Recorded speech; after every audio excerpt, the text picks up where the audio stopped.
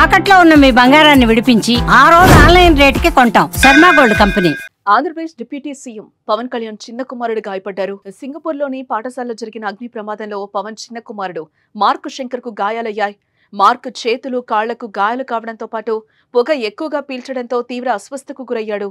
వెంటనే స్కూల్ సిబ్బంది అతన్ని సమీపంలోని ఆసుపత్రికి తరలించి చికిత్స అందిస్తున్నారు. కుమారుడి ప్రమాద వార్తను తెలుసుకుని పవన్ కళ్యాణ్ ను వెంటనే సింగపూర్ కి బయలుదేరమని అధికారులు నాయకులు సూచించారు. కానీ అరకు సమీపంలోని కురుడి గ్రామం సందర్శిస్తానని, ఆ గ్రామ గిరిజనులకు నిన్న మాట ఇచ్చానని, కాబట్టి ఆ గ్రామం వెళ్లి వారితో మాట్లాడి అక్కడి సమస్యలు తెలుసుకుంటారని, అనంతరం సింగపూర్ వెళ్తారని పవన్ చెప్పారు.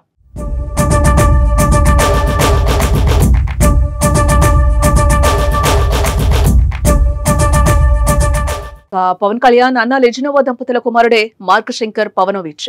ప్రస్తుతం మార్క్ శంకర్ తల్లితో పాటు సింగపూర్ లో ఉంటున్న విషయం తెలిసిందే.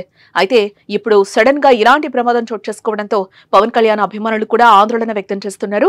పవన్ భార్య అన్నా లెజినోవా ఎప్పటికప్పుడు మార్క్ శంకర్ ఆరోగ్య పరిస్థితిపై పవన్ కు వివరాలు అందిస్తున్నట్లుగా సమాచారం. పవన్ లెజినోవా దంపతులకు 2 పిల్లలనే సంగతి తెలిసిందే. కొణిదెల పొలినా అంజానీ, కొణిదెల మార్క్ శంకర్, అఖీరా నందన్, ఆద్య రేణుదేశాయ్ పిల్లలు. ఈ 4 బాధ్యతలను పవన్ కళ్యాణ్ చూసుకుంటున్నారు.